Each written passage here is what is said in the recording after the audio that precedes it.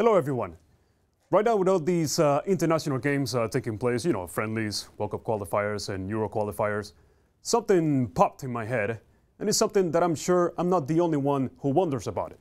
It's something that we see happen all the time, and sometimes we see it from the best players in the world. Where do they play better? In their club or their country?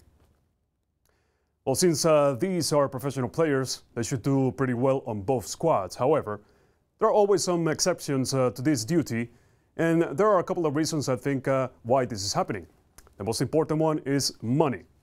There's always a whole lot of money made with sponsors and merchandise and ticket sales for the clubs.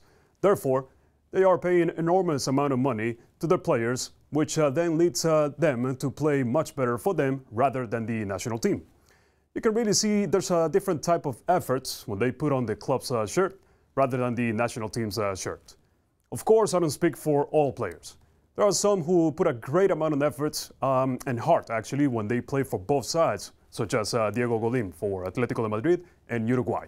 And there are many more. Other reason will be the amount of time spent with each group. We all know that in a season, a club participates in at least 2 different competitions, which is the league and the cup. And sometimes there are 4 games in a span of 2 weeks, which means that a player spends most of the year with his club's teammates and develops a chemistry that is hard to find when playing in the national team. A player only gets together with his country about 8 to 10 times a year only, and it is usually about 6 days or so each time. So it's a little difficult to adjust. For other players, I can't really wrap my head around the idea of not doing well with their country. I have to use Kun Agüero as an example. The striker really hits the back of the net in almost every chance he gets while playing for Manchester City.